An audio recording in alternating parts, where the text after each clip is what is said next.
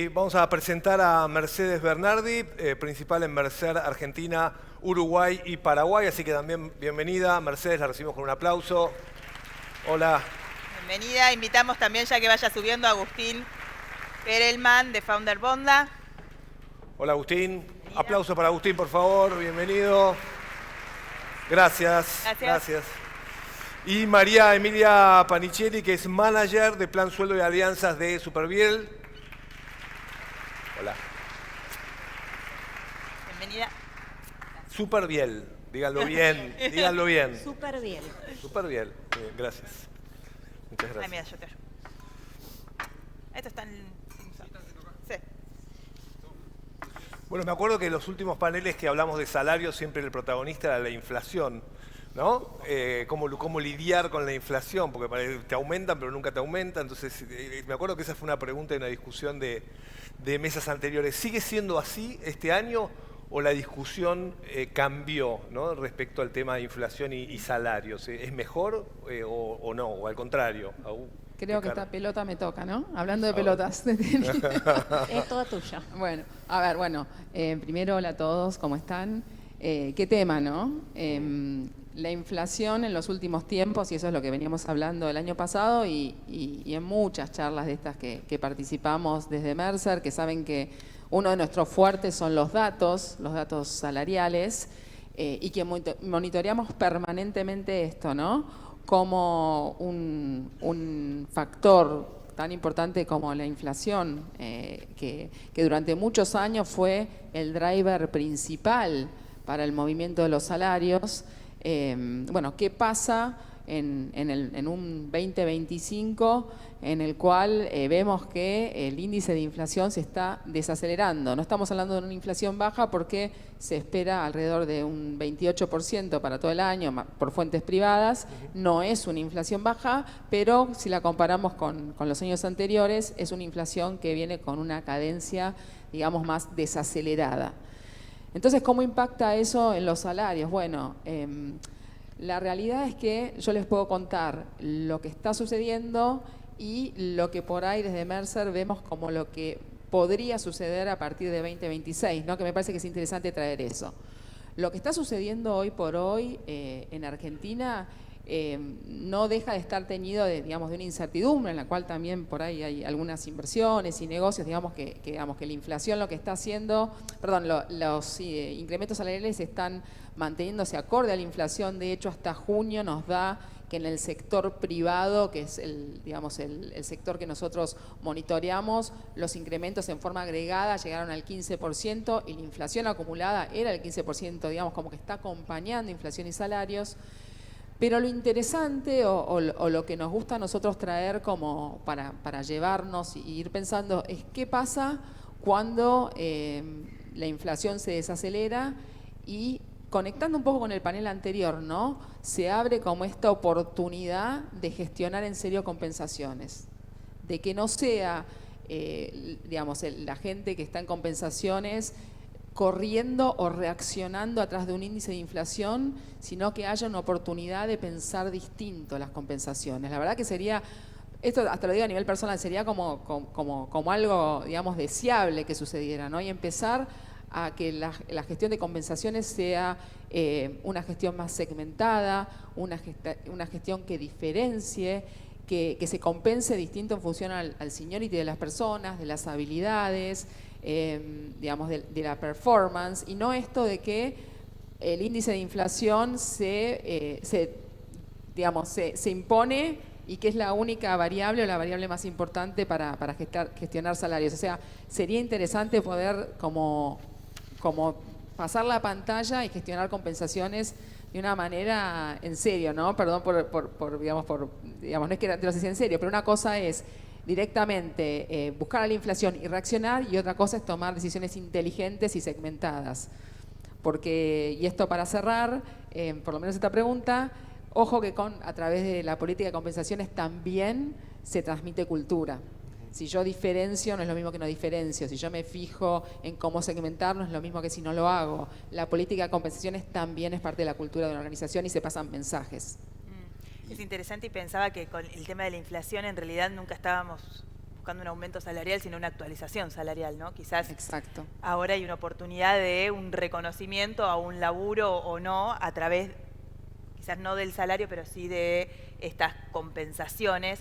Quería preguntarle a Agustín si hay posibilidad o si se está trabajando en eso de, lo decíamos un poco antes, bueno, la compensación o el beneficio según la demanda de ese equipo, de esa persona, como más flexibles y quizás más pensadas en el deseo, en lo que necesita o quiere ese trabajador.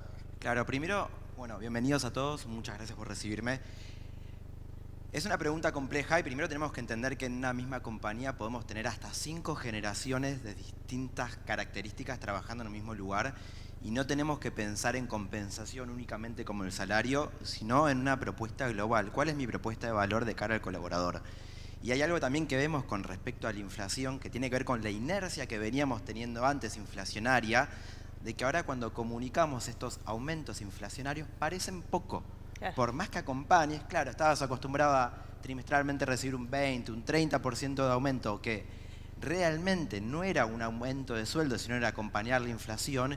Con estos niveles de inflación es mucho más chica y lo macheo con el panel que estaban hablando antes. Lo importante que nosotros tenemos que hacer es tener una propuesta que haga sentido para todos, que puede no ser la misma propuesta para cada generación, sino empezar a trabajar en personalización de beneficios para que la inversión que hagamos desde la empresa tenga cada vez más sentido.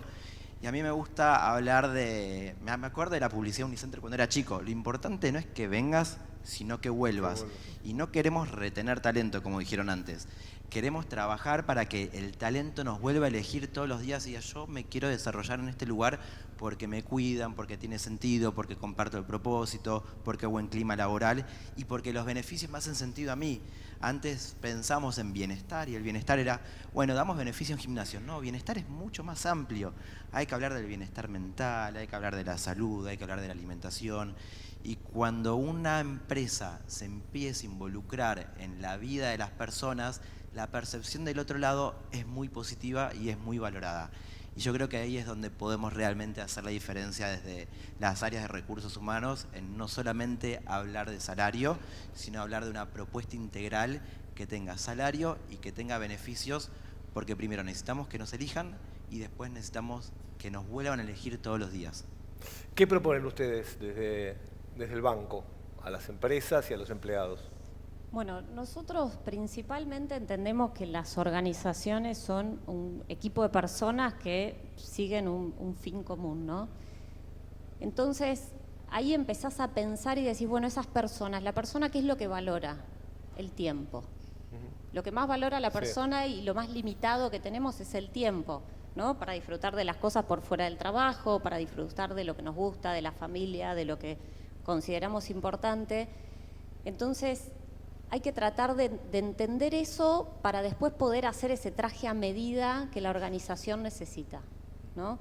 Las personas que trabajan con personas, con talento y que tienen que estar buscando, como contaban ellos, cuál es la pastillita que necesitan, qué es lo que ese empleado necesita, qué es lo que quiere, qué es lo que tengo que hacer para que me siga eligiendo todos los días y se quiera quedar trabajando conmigo.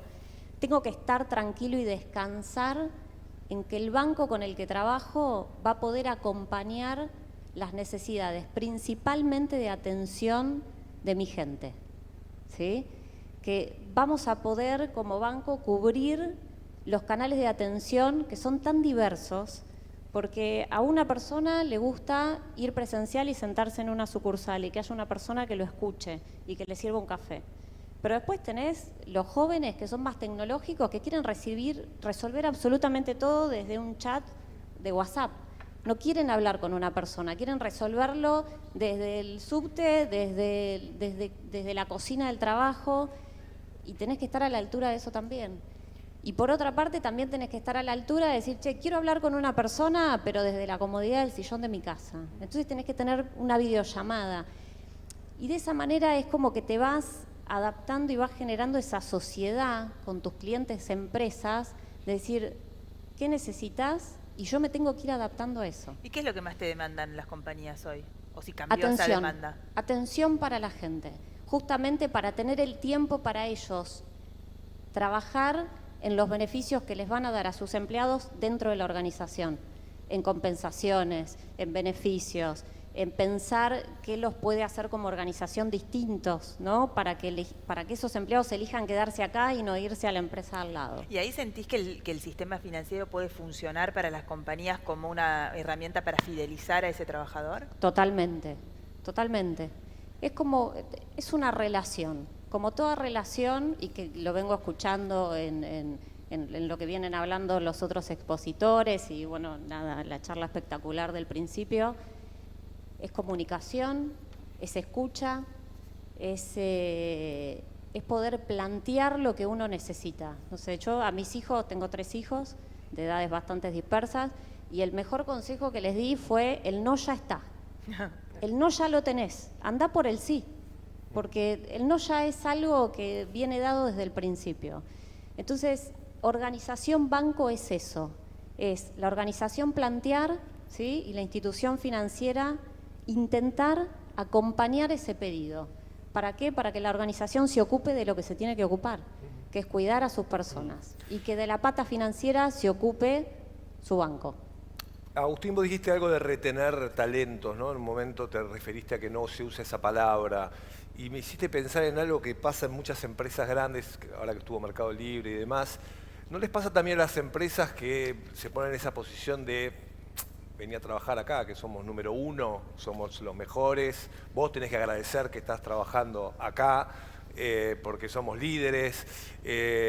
Pasa eso, porque siempre hablamos acá en estos paneles de cómo buscar a los talentos, pero a veces no pasa que las empresas se ponen en el sillón de mirá que tengo fila para trabajar acá. Y a veces es real. Digo, no es solo que las empresas se ponen, sino que en Argentina, digo, hay un mercado laboral que a veces hace que, bueno, sí, Franco, vos no querés, no te gusta, porque, bueno, correte que hay otro esperando atrás tuyo. A ver, lógicamente siempre trabajar en una empresa, lo que nosotros llamamos Ivy League o aspiracional, es algo que las compañías también juegan con eso. Y yo, si querés, te hablo desde la experiencia personal. Una empresa, una pyme argentina de 120 personas somos nosotros, con operaciones en 6 países, donde tenemos que competir contra los grandes como Mercado Libre, Globant, por el buen talento.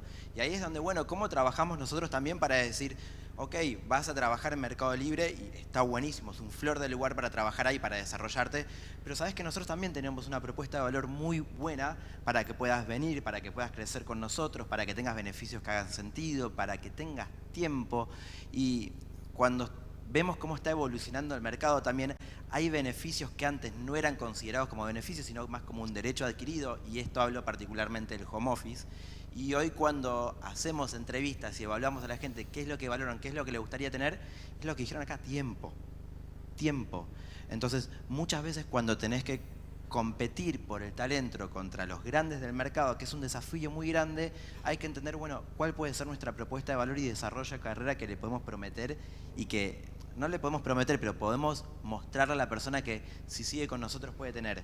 Y yo creo que las pequeñas empresas tienen también ahí una ventaja, como diciendo, ok, no somos la gran compañía, pero con nosotros vas a poder desarrollarte y tener un muy buen día a día. Y cuando hablamos de tiempo, acá cuento un caso que me encantó porque nos lo trajo Recursos Humanos, nos trajo Jessica, y nos dijo, che, empecemos a darles el beneficio del almuerzo a los colaboradores. Ok, vimos el P por Q, la inversión no era muy grande, buenísimo, y cuando después hacemos la retro y le preguntamos a la gente qué es lo que más valoran del nuevo beneficio, no nos dicen que nos ahorramos plata, nos dicen de que no tengo que cocinar en casa, no tengo que preparar, no lo tengo que pensar, agradecen como la empresa les resolvió el problema de qué voy a almorzar hoy. Y fue todo en el marco de una estrategia de empecemos de a poquito a volver un poco más a la oficina. Nosotros no dejamos de trabajar home office, pero sí comparto de que la construcción de cultura en un ambiente donde estamos físicamente uno al lado del otro es mucho más fácil y funciona mucho mejor que cuando vamos a los 100% remoto. Pero sí tiene que ver con el mindset de cada una de las compañías. Esto me hace pensar, ¿cómo se deciden los beneficios? Vos decís, bueno, ahí hay, entiendo como una... Después vos evaluás el impacto que tuvo, pero fue como una manera, como una galletita para atraer a que la gente vuelva, ¿no? A ver qué puedo hacer para que esta gente vuelva a la oficina. Después fue valorado. ¿Existe al revés una instancia de, che, a ver cómo puedo mejorar yo en virtud de lo que esta gente que está trabajando acá quiere, desea, necesita? Es que sí, es donde hay que hacer foco. O sea, siempre el primer paso es hacer un benchmark de mercado, a ver qué es lo que están haciendo las distintas compañías con las cuales voy a competir por el talento. Pero por otro lado también hay que mirar para adentro, y yo siempre digo, nuestro cliente más importante es el cliente interno. Y a partir de la escucha activa, de NPS, de distintas encuestas, entender qué es lo que está la gente pidiendo y sobre eso ver el impacto que tendría y empezar a actuar y ejecutar. Porque yo soy ingeniero industrial, me encantan los números y estoy 100% basado en datos. Y hay un dato que me gusta mucho que es ¿cuánto nos cuesta que una persona se vaya? Porque por A, por B o por C. Bueno, según el mercado más o menos cuesta 6 salarios. Entonces, ¿cuánto estoy dispuesto a invertir para que esa persona esté feliz conmigo y no me rote y no se vaya de compañía y se lleve los conocimientos, la cultura, hay que volver a capacitar a alguien y todo lo que implica que una persona rote? ¿Y qué está pidiendo la gente? ¿Qué pedimos los trabajadores hoy? Buenísimo, no hay una respuesta concreta y no hay una única respuesta, pero hay un montón, depende de quién. Depende, y me parece, yo coincido con Agustín, que es clave preguntar. Es un error hacer copy-paste de lo que hace la compañía, y nosotros somos una compañía que hacemos bench de todo, o sea, Mercer tenemos benchmark de todo, pero el benchmark tiene que ser entendido como un input y no como copiar, porque de nuevo, lo que puede ser muy bueno para Bonda, pueden hacerlo para Superbill. Entonces hay que tener cuidado con eso, ¿no? Y volviendo un poco, a mí me parece, quería agregar algo, porque hablamos mucho de talento, pero también hay que definir qué es talento, ¿no? Por ahí es medio antipático esto, pero no todos los colaboradores, por ahí es el talento que la compañía quiere comprometer.